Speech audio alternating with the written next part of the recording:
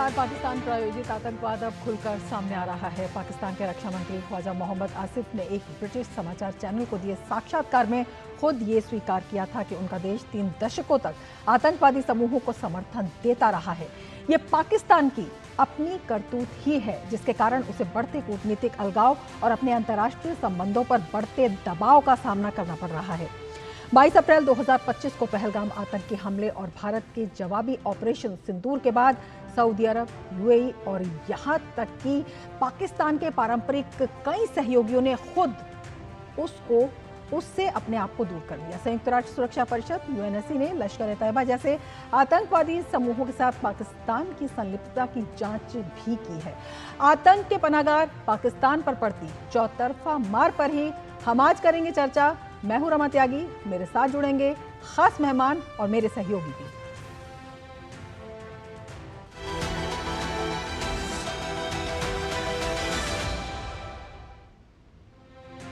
तो बेनकाब हो गया है पाकिस्तान। जम्मू और कश्मीर सहित भारत में कई आतंकवादी हमले पाकिस्तान या पाकिस्तान अधिकृत कश्मीर से घुसपैठियों द्वारा किए जाते रहे हैं। पाकिस्तान से उत्पन्न भारत विरोधी आतंकवाद के बारे में भारत सरकार की चिंताओं को अंतर्राष्ट्रीय समुदाय के साथ साथ कई अवसरों पर पाकिस्तान के साथ द्विपक्षीय रूप से भी उठाया गया है।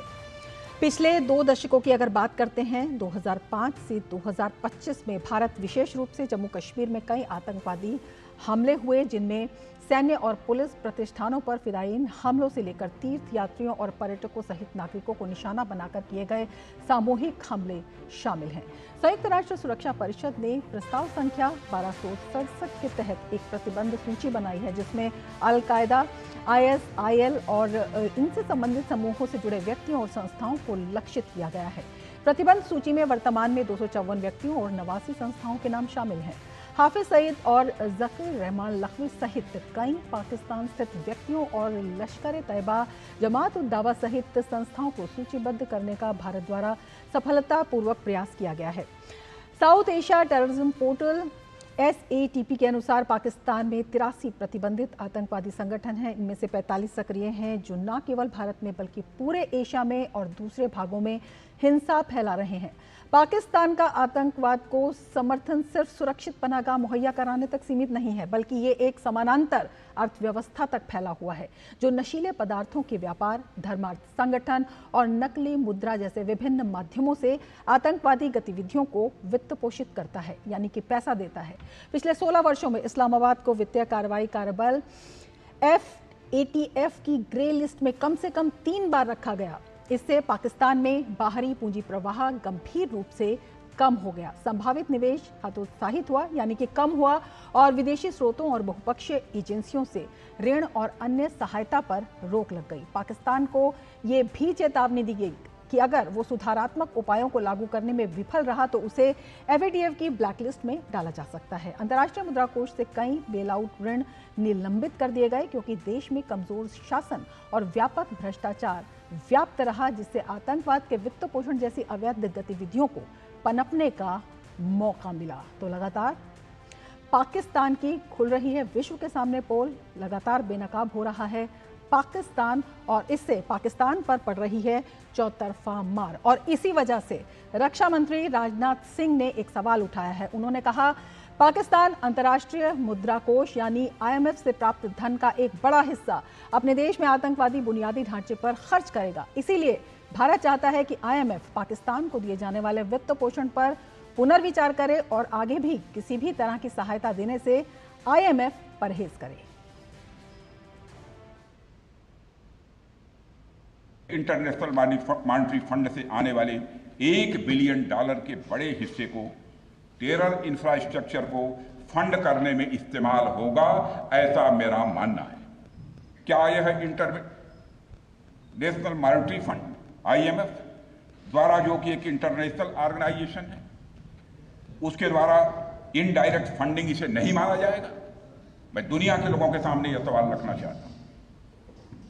इसलिए मैं मानता हूं कि आज के समय में पाकिस्तान को किसी भी तरह की आर्थिक सहायता टेरर फंडिंग से कम नहीं है।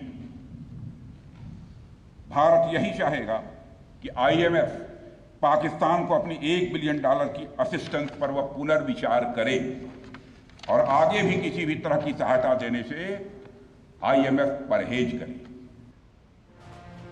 रक्षा मंत्री राजनाथ सिंह ने यह भी कहा कि ऑपरेशन सिंदूर के दौरान हमारी सेना ने जो कुछ किया उसने पूरे देश को गर्व से भर दिया है। राजनाथ सिंह ने कहा कि जितनी देर में लोग नाश्ता पानी निपटाते हैं उतनी देर में भारतीय वायुसेना ने दुश्मनों का निपटारा कर दिया। स्वदेशी हथियारों को लेकर रक्षा मंत्री राजनाथ सिंह ने कहा कि ब्रह्मोस मिसाइल की ताकत को तो पाकिस्तान ने खुद माना है। पूरी दुनिया ये जान चुकी है कि भारत केवल अब विदेशों से आयात किए जाने वाले हथियारों पर निर्भर नहीं है। गुजरात के भुज एयरबेस का दौरा करने के दौरान रक्षा मंत्री ने ये बात कही और जमकर गरजे, और इसी पर हम आज करेंगे चर्चा। दिखाते हैं आपको चर्चा से पहले क्या कुछ कहा रक्षा मंत्री ने।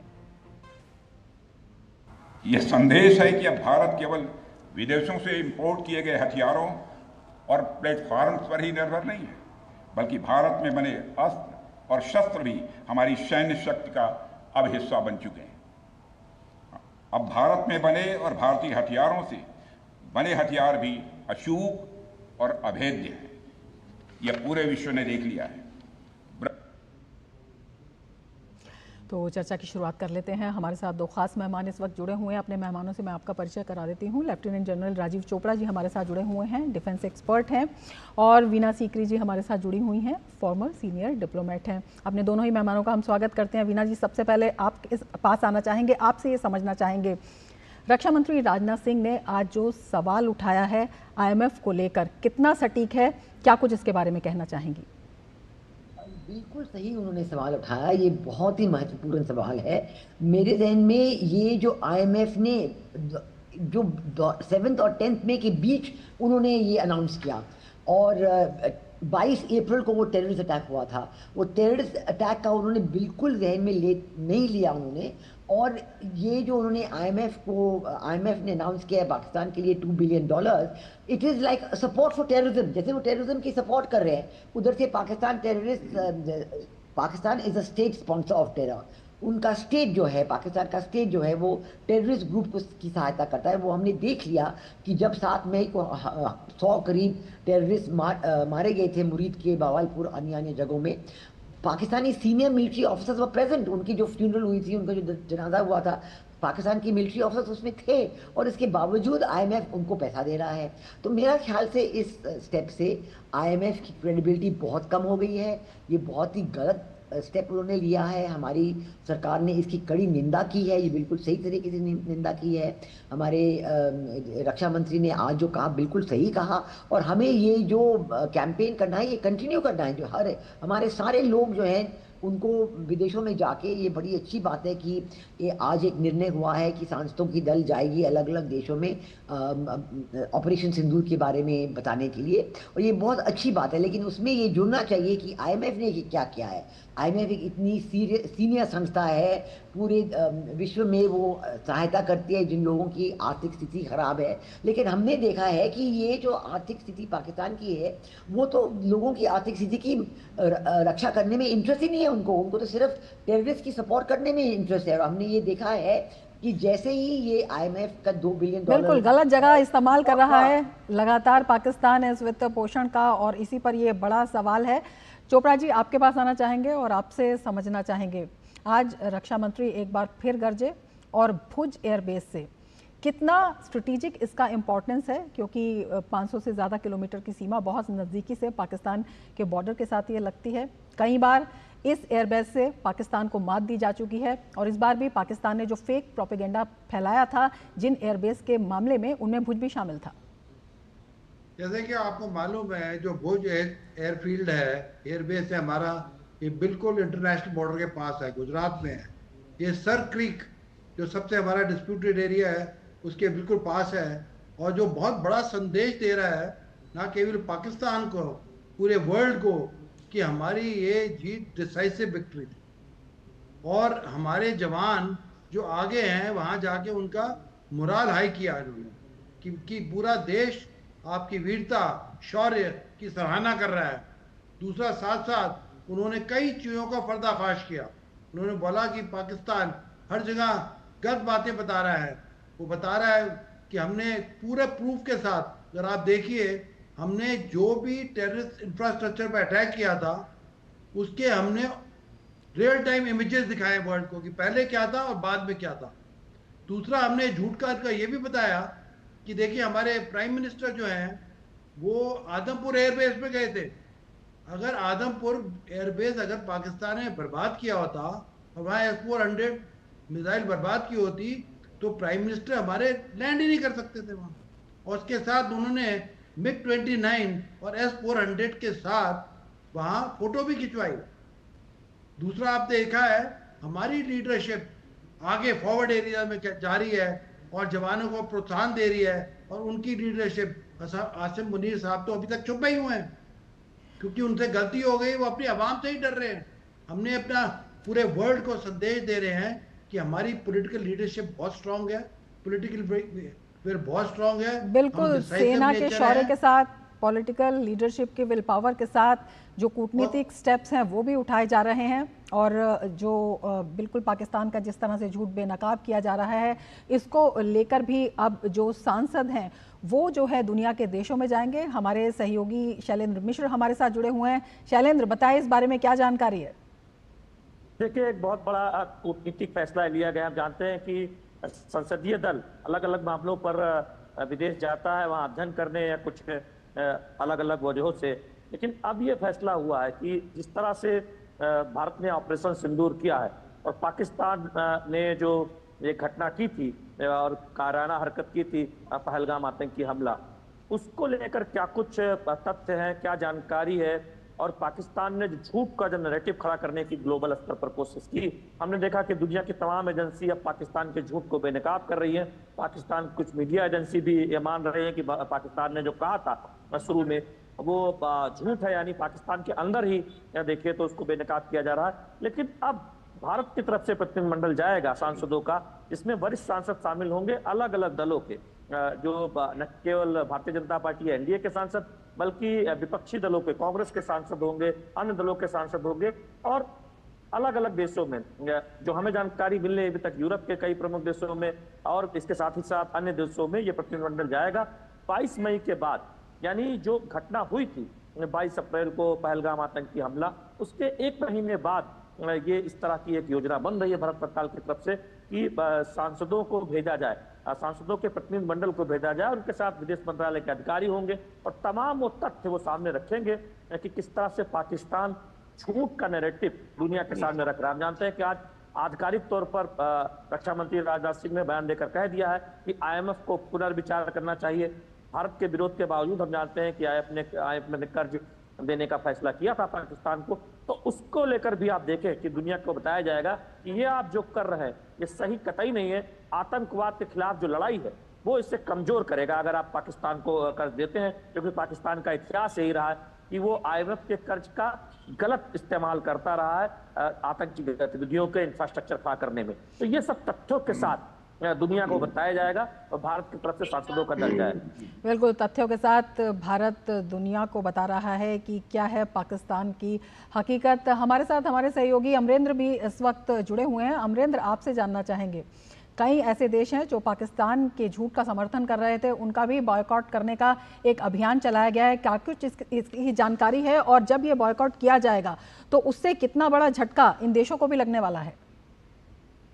देखिए रमा, मैं आपको बता दूं कि पहलगाम के आतंकी हमले के बाद जिस तरह से भारत सरकार की ऑपरेशन सिंदूर चलाया, उसके बाद जो सेना की शौर्य गाथा के लिए पूरे देश में जिस समय तिरंगा यात्रा चल रही है, ऐसे में जो व्यापारी वर्ग है वो एकजुट हो चुका है और भारत के तमाम बड़े व्यापारियों का जो संगठन है कैट, उनकी एक अहम बैठक आज दिल्ली में हुई, जिसमें 24 से अधिक राज्यों के लगभग 150 व्यापारी इकट्ठे हुए और उन्होंने कई बड़े फैसले लिए हैं। सबसे बड़ा फैसला यह है कि जिस तरह से पाकिस्तान के साथ तुर्की और अजरबैजान जो लगातार इस हमले में रहा, उसको लेकर उन्होंने यह फैसला किया है कि हर तरह का व्यापार जो है तुर्की के साथ बंद किया जाएगा, अजरबैजान के साथ बंद किया जाएगा और कोई भी व्यापार नहीं होगा। इसके अलावा दूसरी जो अहम बात थी उसमें यह निकल के आया कि जो भी डेलीगेशन चाहे इन दो कंट्री में जाता था, चाहे व्यापारियों को डेलीगेशन जाता था, उसको पूरी तरह से बंद कर दिया जाएगा। तीसरा, आपको पता है कि टर्की जो है सबसे बड़ा टूरिस्ट स्पॉट है, अगर हम बात करें टर्की की या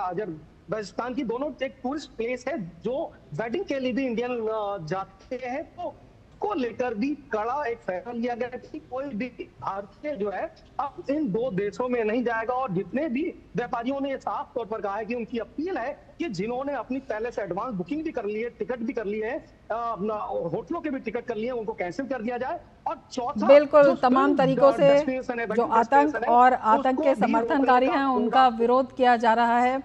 और चर्चा हम जारी रखेंगे, लेकिन उससे पहले वक्त हो चला है एक ब्रेक का। बने रहिए डीडी न्यूज के साथ।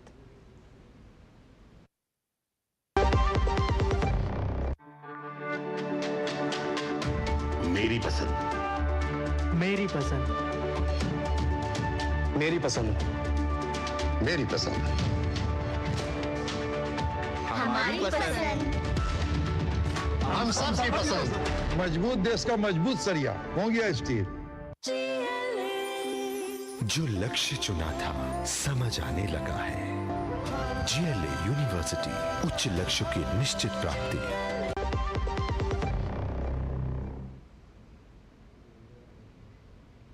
तो ब्रेक के बाद फिर से आपका स्वागत है हमारे खास कार्यक्रम में, और दो खास मेहमान हमारे साथ जुड़े हुए हैं। वीणा जी, आपसे समझना चाहेंगे, जिस तरह से तुर्की और अजरबैजान इसका बॉयकॉट किया जा रहा है लगातार, जिस तरह से इन्होंने पाकिस्तान का, उसके झूठ का और आतंक का समर्थन किया, ये अपने आप में कितना बड़ा डिप्लोमेटिक स्टेप है, किस तरह का झटका लगने वाला है। और जिस तरह से हमारे सांसद भी 22 मई के बाद ये योजना बन रही है कि दुनिया में जाएंगे, कई देशों में जाएंगे और तथ्यों के साथ जाएंगे और पाकिस्तान के झूठ का बेनकाब करेंगे, ये कितना अहम अपने आप में हो जाता है?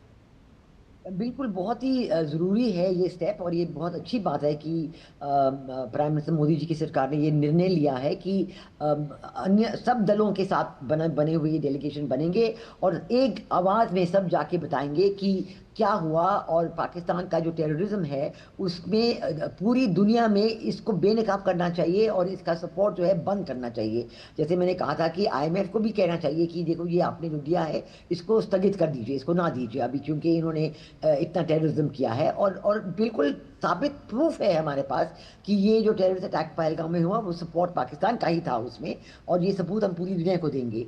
जो तुर्की और अजरबैजान के साथ उन्होंने जो खुले तरीके में पाकिस्तान का समर्थन किया है, हमें पता है कि 22 अप्रैल के बाद पहलगाम में टेररिस्ट अटैक के बाद 6 हवाई जहाज आए थे ड्रोन्स के साथ, तुर्की से पाकिस्तान आए। हालांकि तुर्की की सरकार ने कहा नहीं नहीं नहीं, ये रिफ्यूलिंग के लिए फिर चले गए। हमें पता है कि वो ड्रोन्स पाकिस्तान के लिए थे, और हमें पता है कि 7 मई के बाद ये ड्रोन्स पूरे भारत में भेजे गए थे, बिल्कुल बड़ी तादाद में, और अटैक किया है गुरुद्वारों पर, टेम्पल्स पर, मॉस्क पर, स्कूलों पर, दिल्ली पर भी वार किया है उन्होंने। तो ये सब चीज़ें जो है ये बिल्कुल हमारी जो आकाश तीर प्रोग्राम मिसाइल सिस्टम है, एयर डिफेंस सिस्टम है, उसकी वजह से इसका कोई बुरा असर नहीं हुआ, कहीं भी इनके ड्रोन्स कामयाब नहीं हुए।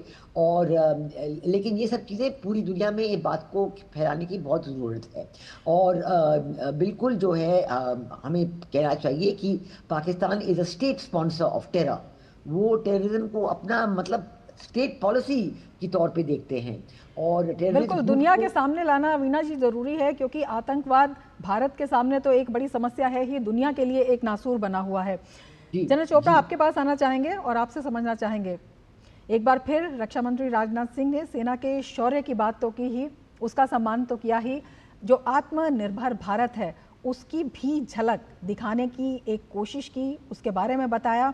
कितना महत्वपूर्ण इसको देखते हैं जब आत्मनिर्भर भारत अपने स्वदेशी हथियारों में भी होता है, स्वदेशी रक्षा सामग्री में भी होता है, और दुनिया में जब हम अपनी आवाज़ के दम की बात कर रहे हैं तो इससे इस दम में और कितनी मजबूती आती है? देखिए, आत्मनिर्भर भारत स्पेशली टेक्नोलॉजी में बहुत आगे निकल गया है, और हम बहुत शॉर्टली फ्रॉम नेट इंपोर्टर से नेट एक्सपोर्टर बन जाएंगे। इस लड़ाई में जो 3-4 चीज़ें बहुत बड़ी निकल के आई हैं, एक तो आकाश मिसाइल, जो home grown medium range surface to air missile है, उसने पाकिस्तान की सारा जो मिसाइल्स हैं और ड्रोन सिस्टम को अस्त ध्वस्त कर दिया।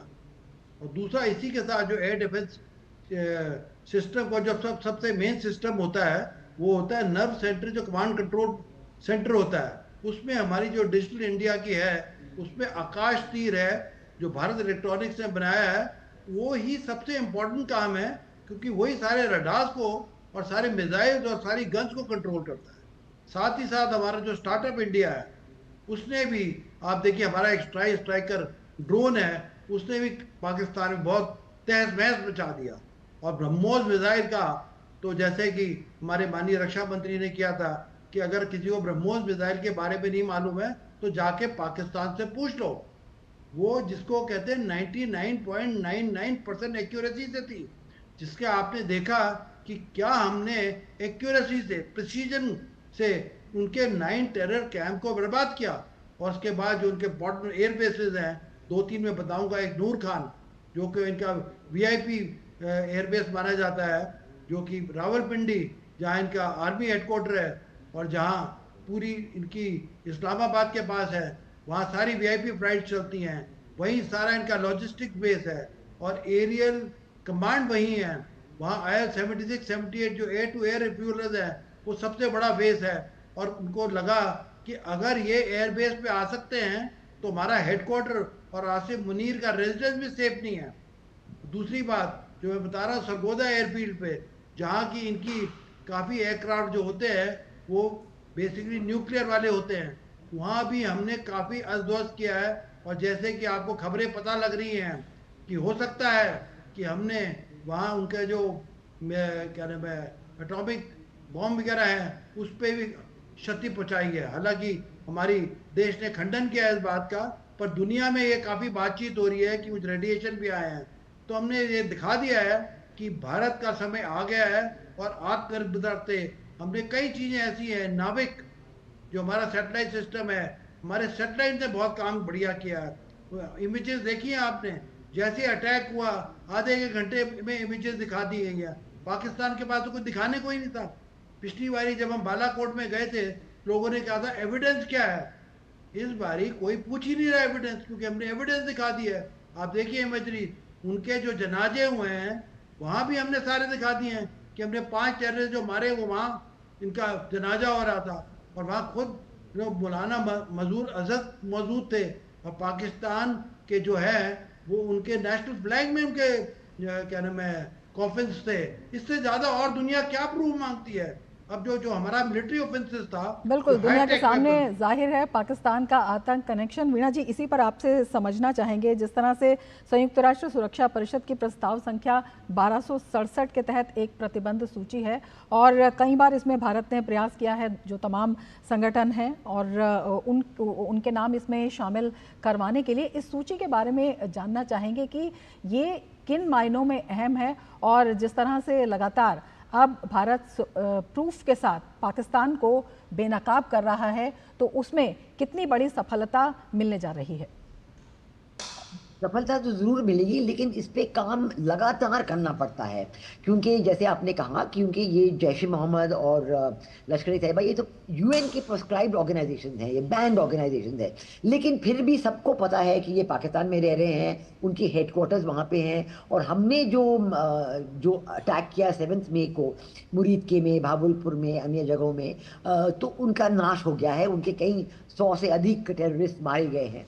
तो ये तो प्रूफ है कि ये लोग बिल्कुल वहाँ हैं और पाकिस्तान की सरकार की तरफ से उनको मदद है और वो पाकिस्तान की सरकार की मदद इस तरह से करते हैं कि वो जाके टेररिस्ट अटैक्स करते हैं अन्य देशों में, खास करके कश्मीर में और भारत में।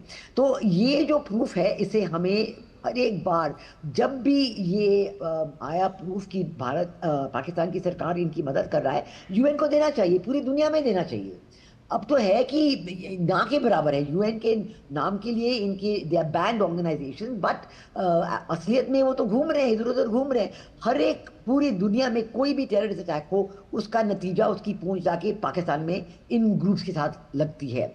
तो हम क्यों नहीं इसको बिल्कुल ही डायरेक्ट वे में हर बार विदाउट एनी हेजिटेशन पूरी दुनिया में बताना चाहिए। ये जो संसदीय दल जा रहे हैं इनके ज़रिए बहुत फ़ायदा होगा, बहुत बड़ा मौका है कि हम सारी प्रूफ पेश करें और सब अन्य पॉलिटिकल पार्टीज़ के लोग जा रहे हैं, सारे कम्युनिटीज़ के लोग जा रहे हैं, ये बड़ी अच्छी बात है।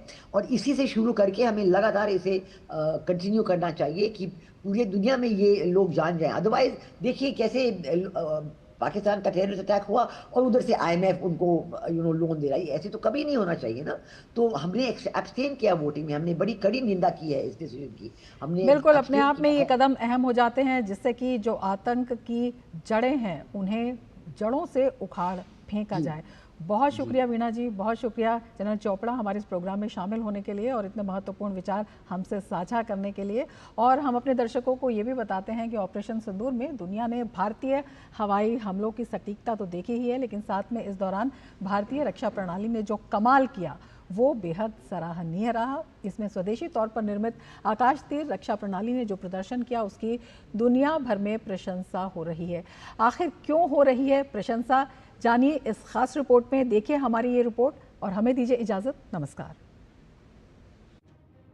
ऑपरेशन सिंदूर के तहत भारत ने पाकिस्तान में जो सटीक हमले किए उनकी खूब चर्चा हुई, लेकिन साथ ही पाकिस्तान से आने वाले जवाबी हमलों को विफल करने के लिए भारत की रक्षा प्रणाली की भी बहुत प्रशंसा हो रही है। भारतीय रक्षा प्रणाली में आकाश तीर एक चमकता हुआ सितारा बनकर उभरा है। यह आकाश तीर ही था जिसने पाकिस्तान की ओर आने वाले सभी हवाई हमलों जैसे ड्रोन और मिसाइल को रोक दिया था। आकाश तीर भारत की एक स्वदेशी एकीकृत वायु रक्षा प्रणाली है जो वास्तविक समय की हवाई तस्वीर प्रदान करती है। जहाँ एक तरफ भारत ने पाकिस्तान के अंदर कई लक्ष्यों पर सटीकता से प्रहार किया, तो वहीं पाकिस्तान अपने हमलों में बुरी तरह विफल रहा। दुनिया भर के रक्षा विशेषज्ञों ने इस शानदार प्रदर्शन के लिए आकाश तीर की तारीफ की है।